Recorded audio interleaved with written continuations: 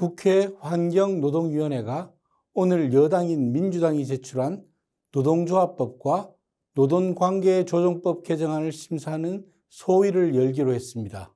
노조의 쟁의 범위를 경영행위까지 확대하는 반면 기업의 불법 파업에 대한 손해배상 청구는 제한하는 이른바 노란봉투법의 국회 통과 절차에 착수하는 것입니다. 이날 당정협의를 거쳐 여당 단독으로 소위를 통과시킬 가능성도 있다고 합니다. 이 법이 통과되면 불법 파업에 대한 최소한의 방어 장치마저 사라져 한국 기업의 경영 부담은 가중될 수밖에 없습니다. 이뿐이 아닙니다. 민주당은 이달 초 통과된 주주에 대한 이사의 충실 의무 상법 개정에 이어 집중투표제, 자사주 소각 의무화까지 포함하는 더 강력한 상법 개정안을 밀어붙이고 있습니다.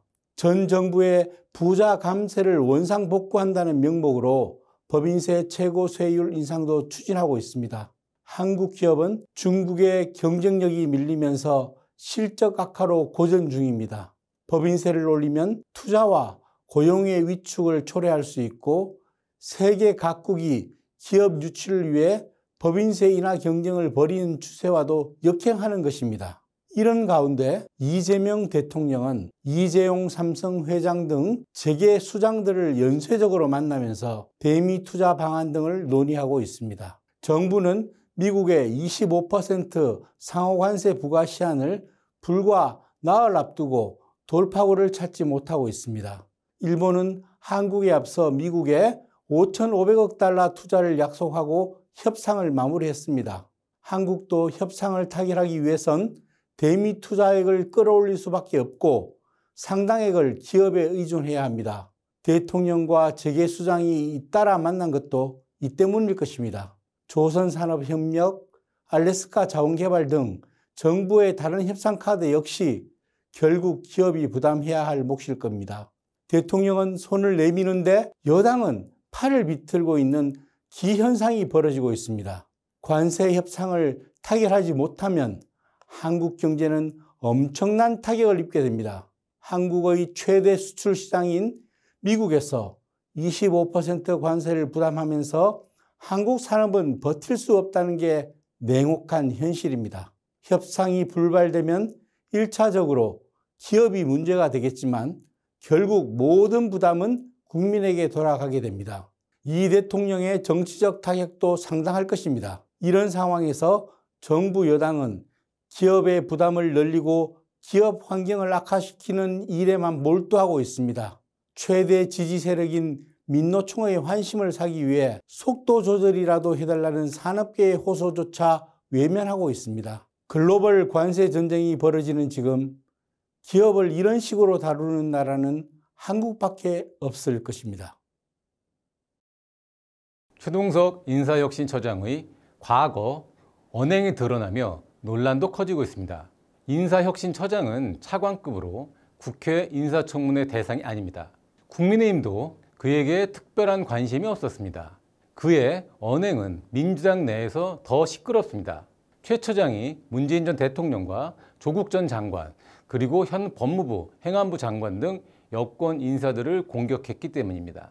최 처장은 과거에 문재인이 모든 고통의 원천이라고 말했고 박원순 전 서울시장 성추행 사건을 기획된 사건이라고 했습니다. 2022년에 그는 신임 법무부 장관에 대해선 왜 이리 XX 같은가라고 말했고 행안부 장관에 대해선 무능한 아이라고 말했습니다. 정치인들에 대한 험담은 열거하기가 어려울 정도입니다. 자신도 심각하다고 생각했는지 인사처장 임명 이후 자신의 발언이 담긴 게시물과 영상을 삭제했습니다. 이재명 대통령에 대해선 민족의 커다란 축복, 5년은 너무 짧다, 헌법을 바꿔서라도 길게 했으면처럼 낯뜨거운 평가가 대부분입니다.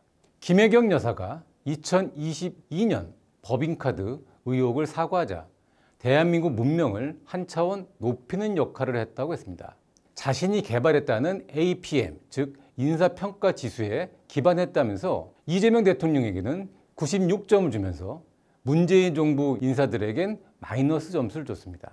이런 이상한 일을 하고 그것을 공개하는 사람은 흔치가 않습니다. 더구나 이런 사람이 공무원들의 인사, 윤리, 복무, 연금에 관한 사무를 관장한다면 전혀 다른 문제가 됩니다. 앞으로 공무원 인사가 객관적 인사 자료가 아니라 APM 같은 기계하고 자의적 기준으로 이루어진다면 공직사회가 이를 납득하겠습니까? 이런데도 민주당 인사들은 공직사회의 철밥통 이미지를 깰 인사라면서 그를 방탄하고 있습니다. 최 처장은 한 유튜브에서 이재명 대통령의 대선 유세를 보더니 눈물을 흘리기도 했습니다. 최 처장이 감정적으로 불안한 것은 아닌지 걱정하는 사람들도 적지 않습니다. 이미 낙마한 갑질이나 논문 표절 장관 후보자들과는 차원이 다른 인사 문제가 되고 있습니다. 김윤덕 국토교통부 장관 후보자는 국제망신이 됐던 2023년 새만금 세계 잼버리 대회의 조직위원장이었습니다. 국제대회 유치 사상 최악의 실패 사례를 만든 장본인이 벌이 아니라 상을 받는 겁니다. 새만금 잼버리에 참가한 150여국 4만 스카우트 대원은 물웅덩이에 텐트를 쳤고 썩은 달걀을 급식으로 받았습니다. 국민 세금이 무려 1,171억 원 투입됐지만 부실한 샤워 시설과 지저분한 화장실 등 기본적인 위생조차 문제가 됐습니다. 1,000명 이상 온열 환자가 속출했는데 의료진과 병상 부족으로 방치되다시피 했습니다. 결국 국무총리까지 나서서 변기를 직접 닦았습니다. 기업과 대학 등 민간까지 총동원돼 사태 수습에 나선 뒤에야 가까스로 대회를 마칠 수 있었습니다. 김 후보자는 새만금 잼버리의 기획과 추진, 실행에 모두 개입했습니다.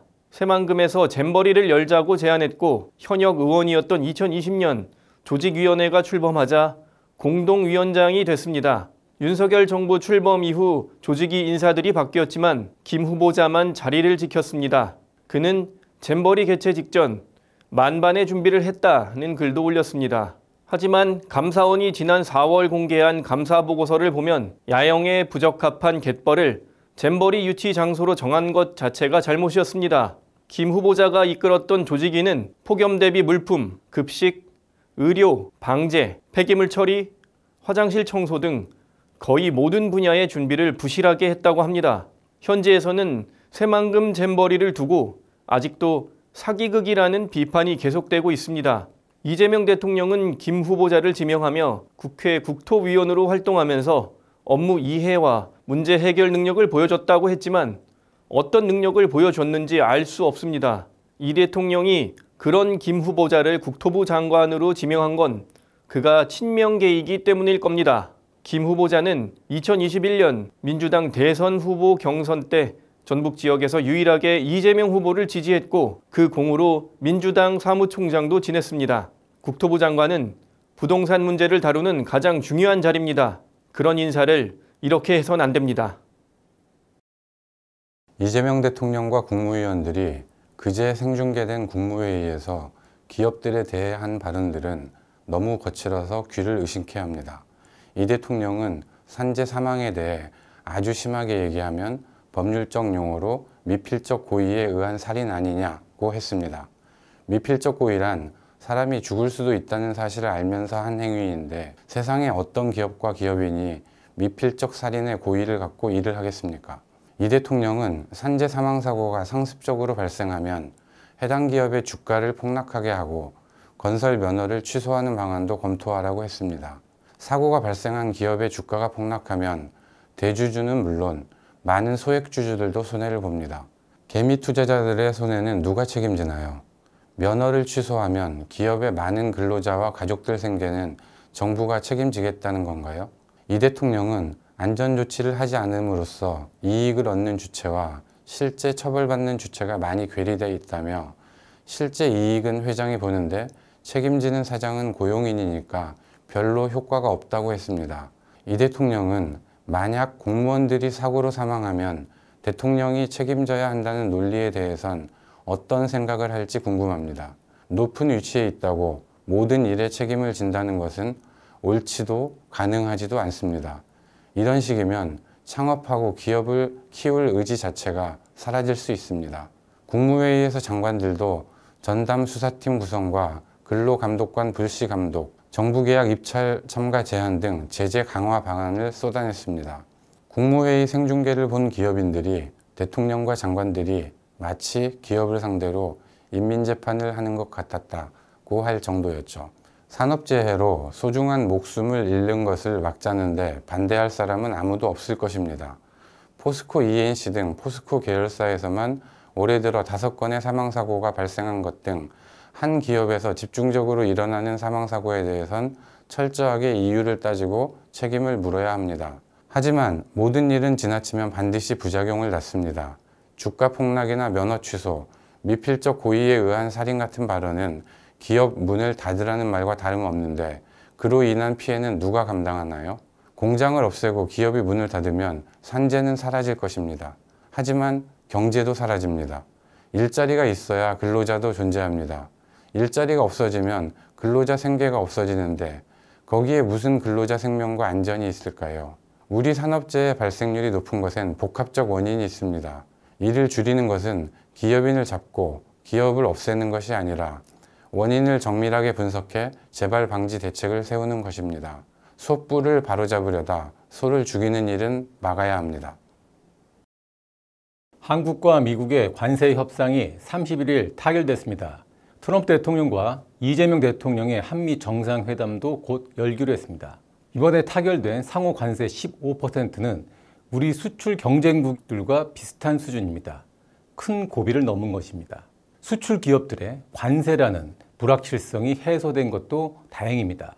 대미 무역 흑자의 60%를 차지하는 자동차의 경우 일본, 유럽 등 경쟁국에 비해 유리하던 여건이 사라졌지만 최악은 피했습니다. 미국에 투자하기로 한 3,500억 달러 중 1,500억 달러는 한미 간 조선 협력 패키지로 미국 내 조선소 건설 및 인력 양성, 유지, 보수 정비를 포함합니다. 난항을 겪던 협상에서 마지막 돌파구를 연 것은 조선을 포함한 우리 기업들이 대미 투자에 적극 나서기로 했기 때문입니다. 큰 고비는 넘겼지만 우리 부담은 큽니다.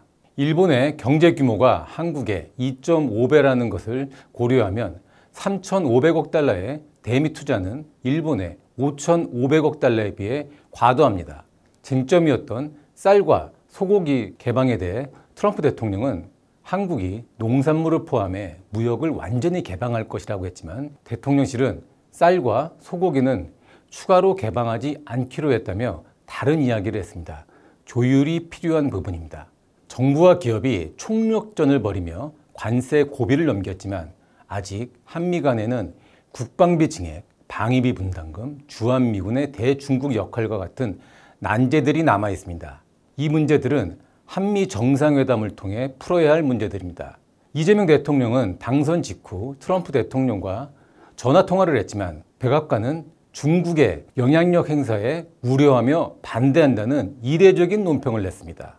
트럼프 대통령은 이번에 한미 정상회담을 예고한 뒤에야 이재명 대통령에게 당선 축하 메시지를 보냈습니다.